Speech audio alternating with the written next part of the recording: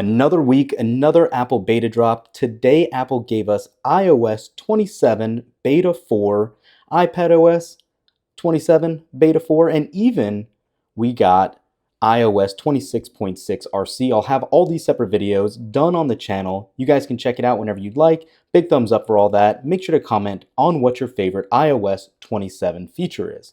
But for now, we know we are actually, as crazy as it sounds, almost halfway home with the beta cycles for iOS 27. Historically, with iOS 18, we had 9 betas, and with iOS 17 before that, we did have 8 betas. So this is our 4th one. We're moving in the right direction. As you can see, the Stocks app is taking a little while to load right from Jump Street. But since we always talk about how hot these phones get after an update, I got to show you. This time, it actually did not feel as hot to the touch as usual. While you're looking at 100 degrees Fahrenheit, that is warm, it is not nearly the 105 or 110 plus that we've seen historically. So whatever Apple did, this update not only installed smoother, but at a cooler temperature also. So jumping into settings, general, and about, we now have a new iOS 27 build number of 24A5390F. I will be curious to see if this matches watchOS's update for 27, but they have not dropped that at this point in time, so we'll have to see.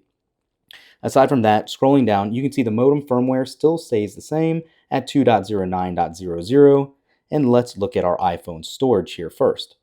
And then once we take a look at this, you can see system data is still using a large chunk on my 17 Pro Max at 41.5 gigs, and iOS has come down a little bit. Now Apple Intelligence is using almost 19 gigs, more than the operating system itself, as iOS is still showing only 16.18, but the total size is now 35.13, kind of significantly large, but I just wanted to let you guys know that. Another thing worth mentioning is now we got another update. Unlike the last one, we don't have any indexing going on. Everything looks pretty good here, right from Jump Street. It could still trigger. It doesn't mean it's not happening in the back end. We know the phones re-index over time after new updates, so I'm not sure if I'm just not seeing it. Let me know if you are, but for now, we don't seem to have that issue. First thing I want to test is how Siri is and if it's any quicker or not. Who won the World Cup match yesterday? Spain snuck past Argentina in extra time in the finals of the FIFA World Cup. Who scored that goal? Was 1-0. Who scored that goal? Ferran Torres scored the goal for Spain. Ferran Torres scored the only goal for Spain in the World Cup final against What time is it in Greece right now? It's 8:29 p.m. in Greece. This is incredibly quicker than any past beta. That is a huge improvement right off the bat and good to see. Let's try something a little bit more complicated. Can you tell me the hours for the Walmart near me?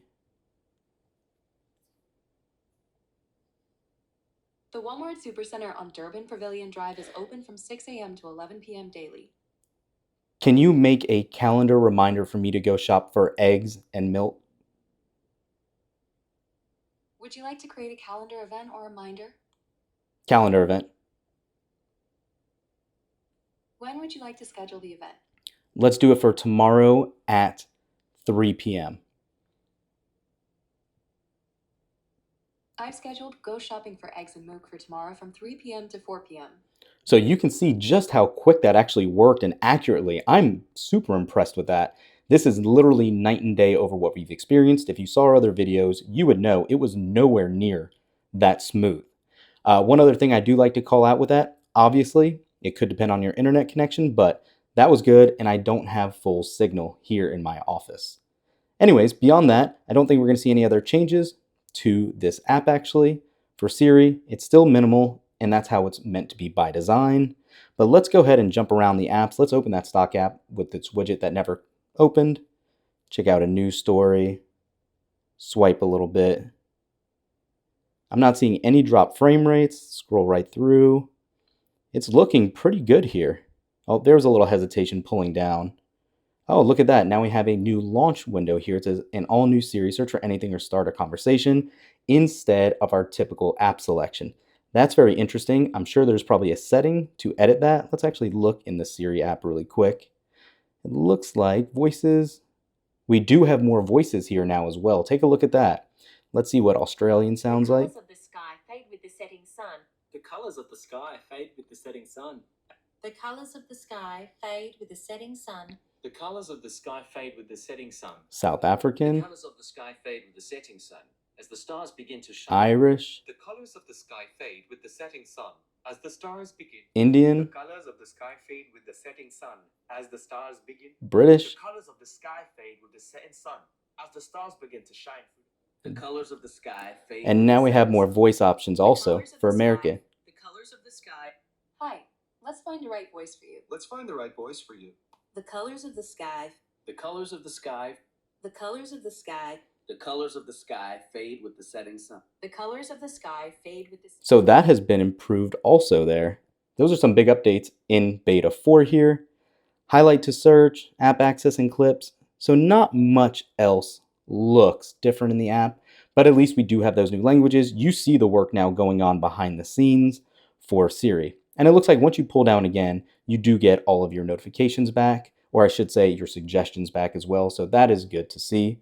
Let's do our typical Clash Royale RAM test really quick and see how that works. Let's go ahead and scroll down.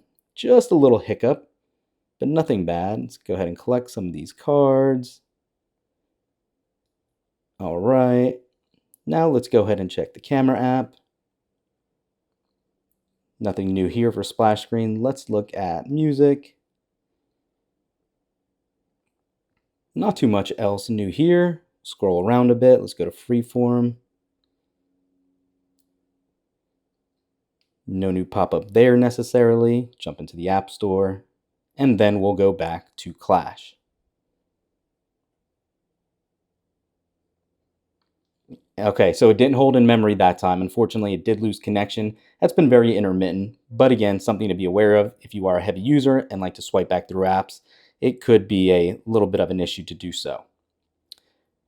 Lastly, let's go ahead and talk about this release schedule. So like I said, I am assuming we will get the second public beta here in the near future, but now I do believe we will be on a regular weekly release cycle and should get the 5th beta probably next Monday, the 27th, and that could have some other new features as well or tweaks on the back end to keep improving Siri, since that is the main new addition here. What is interesting also though is that watchOS has been getting released not simultaneously with the iOS. watchOS has come a day or two later, so I'm curious to see if that's going to remain the same or if we will see some sort of changes later today with this release. But really, that's it, guys. You got a quick run through. You know most of these features. Siri is the main call out for this update. Let me know what you guys think. How impressed are you with that new Siri? Thanks for watching. We'll catch you in the next one. Peace.